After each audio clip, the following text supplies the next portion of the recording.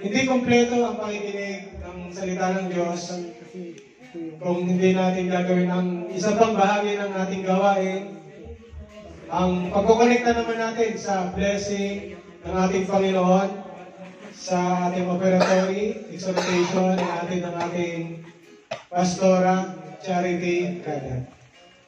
Palakpakan po natin ang ating Panginoon sa buhay ng ating pastora, charity, kaya.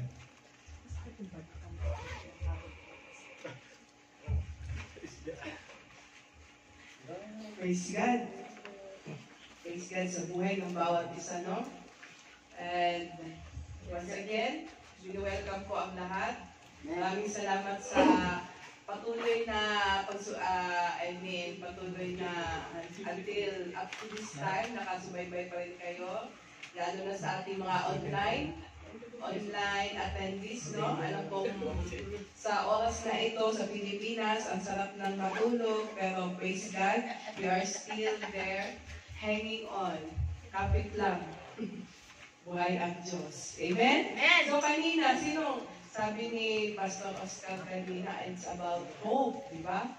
Ang preaching ng ating Pastor Oscar, glory to God sa buhay ng ating Pastor Oscar sa kanyang magandang inihayag na buhay na salita ng Diyos. Maraming salamat once again sa buhay ng ating Pastor Oscar. So, kanina, yung mga I hope in a sentence. O, use hope in a sentence. Sinong nag-hope kanina na yumaman? Wala?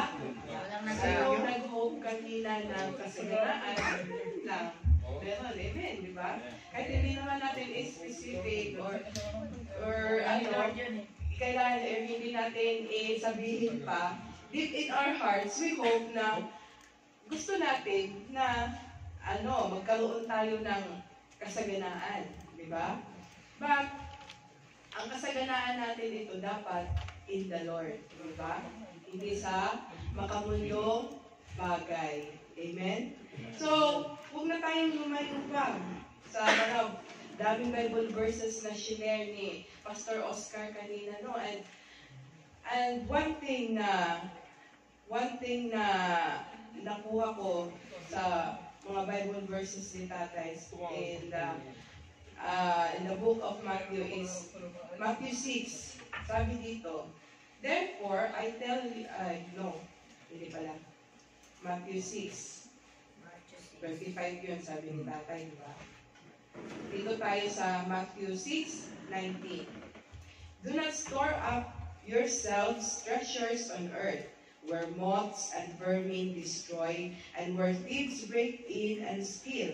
But store up yourselves treasures in heaven, where moths and vermin do not destroy, and where thieves do not break in and steal. For where your treasure is, there your heart will be also.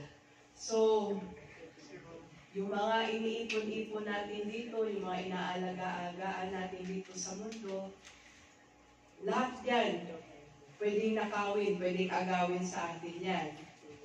May it be pera, may it be kayamanan, property, mga tao, o yung mga naipundang natin, lahat yan, pwedeng agawin, lahat yan, pwedeng bawiin, lahat yan na may mga nalalanta, may iba dyan, inaano ng peste, inaanay, lahat na nakukuha, nagigay natin dito sa mundo, na nakikita natin at na-acquire natin dito sa mundo, everything can be destroyed and everything mawawala yan. But, lahat ng naipundang mo at naibigay mo sa Panginoon, yun ang hindi mawawala, yun ang hindi nasisira, at ang pinaka-importante, yun ang nai-invest mo para kay Lord. Diba? Yeah. Ano ba ibig sabihin ng, paano ba tayo mag-put up treasures in heaven? Literal ba na kapag yun ba yung pagka mamatay ako, dadalhin ko itong isang bar na gold ko sa kabaong ko para pagdating ko sa langit, madadala ko to, ko kay Lord. No, hindi po ganyan. Ang sinasabing treasures in heaven, yung mga ginagawa mo kay Lord. Yun na. Yung pagtanggap mo kay Lord, importante yung salvation mo. Yung mga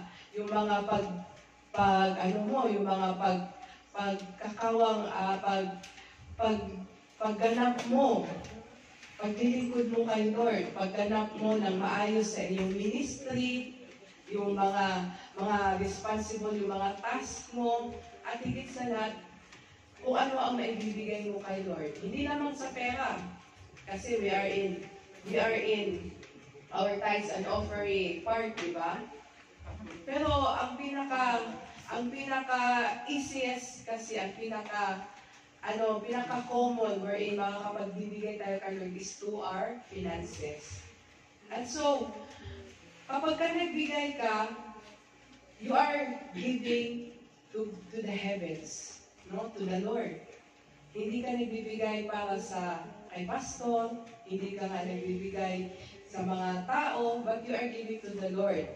Sabi nga ni pastor kanina, yung vow mo, kapag ka nagbibigay ka, kapag ka nagtatites ka, it is one of your vows to the Lord. Amen? So, kung ang pagbibigay mo kay Lord, yun ang magiging susi na hindi, at isa yun ang magiging panghahawakan mo na kay Lord there is hope. Diba?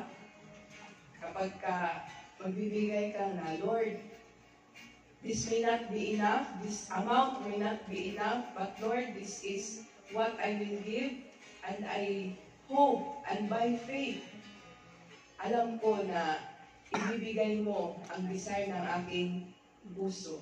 Diba? Kasi nga, sabi din sa verses 25 na kung sino man ang may mga pangangailangan at sino man ang mga nag-aalala sa kanilang mga pangangailangan, ano sabi doon? Therefore, do not worry. Huwag daw tayo mag-aalala. Kasi, andyan si Lord eh. Di ba? In between, ang ibon nga, hindi nagtatabaho pero nakaka-survive. Diba? So, wala naman tayo siguro nakitang ibon na nagmamalimos. Diba? Wala ibon na nagmamalimos. Tao lang nagmamalimos. So, sa tingin nyo, in between ibon at saka tao, sino ang mas mamahalin ni Lord? Of course, ikaw na tao, di ba? So, do not worry. Mas higit kang mahal ng Panginoon. Amen. Amen? At mahal ka ng Panginoon. Gusto ka niyang tulungan. But first, you have to decide. You have to put some action in your faith. Diba? So, are we ready to put some action in our faith by giving today? Amen? So, yes. Dumako na po tayo dito at ibigay po natin ang ating mga kaloob sa ating buhay ng Diyos.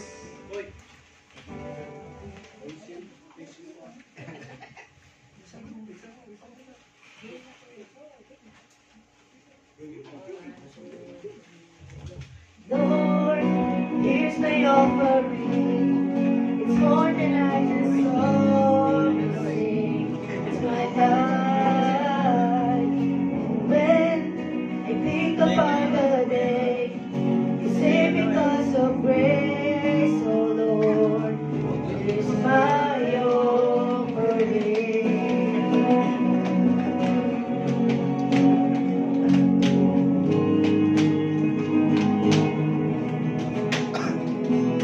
Lord, here's my offering. It's more than just this song I sing. It's my life. When I think about the day you saved because of grace, oh Lord, here's my offering. Here's my offering. Here's my offering.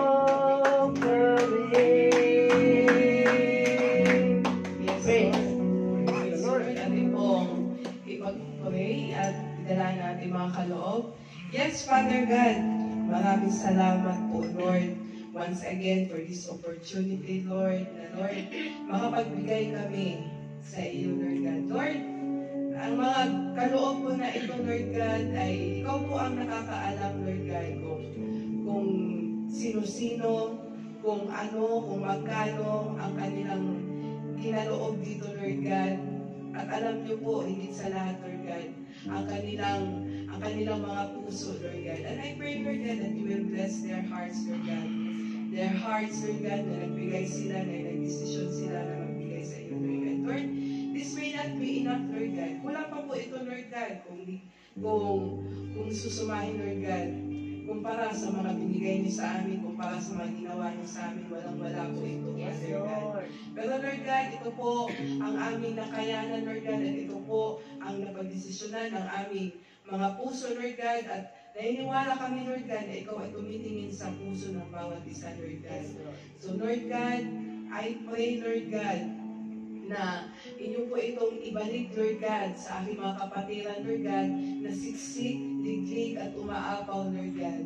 I pray, Lord God, sa mga nagde-desire, Lord God, ng mga, kung ano ang kanilang mga kahilingan, kung ano ang kanilang mga dinadalangin, Lord God, kung ano ang kanilang mga pangangailangan, Lord God, may it be financially, Lord God, physical, Lord God, restoration, Lord God. Lord, I pray, Lord God, na inyo po itong ibigay, Lord God, sa kanila, Lord God. Lord, kami po ay mga walang kakayanan, Lord God, sa kung kami lang, Lord God, sa aming mga sarili, Lord God. Lord, apart from you, Lord God, we are nothing, Lord God, and we cannot do anything, Lord God. So, Lord God, kami, Lord God, we are always drawing near to you, Lord God. Dumalapit at dumalapit kami sa iyo, Lord God, araw-araw, Lord God. Lumalapit kami sa iyo, Lord God. Nilalapit namin ang aming mga puso, ang aming mga buhay, Lord God. Lord, ikaw po ang nakakaalam kung ano ang mas best para sa amin, Lord God. And Lord, we commit to you, Lord God, our lives. We surrender to you, Lord God. And Lord, we offer these sacrifices, Lord God, unto you, Lord God. Lord, ikaw po ang mag-guide, Lord God, sa finances na ito, Lord God, na mapunta sa tamang paroroonan, Lord God. At Lord, ikaw po, Lord God, na magbigay ng wisdom, Lord God, sa maghahawak nito, Lord God. Lord, I pray, Lord God, that you will use this finances, Lord God, this offering, Lord God, Lord, to maintain and sustain your church, Father God. Lord, ikaw po ang aming provider, Lord God, ng simbahang ito, Lord God. Ikaw po ay mayaman, Lord God. Ikaw po ay makapangyarihan, Lord God. So, Lord, we pray, Lord God, and we depend on you, Lord God. Our bills, Lord God, ang aming mga expenses, Lord God. Ikaw po ang magbigay, Lord God. Ikaw po ang mag-provide sa aming mga pangangailangan, Lord God. Hindi lamang sa simbahan, Lord God, ito, kundi ang pangangailangan ng bawat isa, Lord God. Lord God, maraming salamat, Lord God. Bless each one of us, Lord God. In Jesus' name we pray. Amen.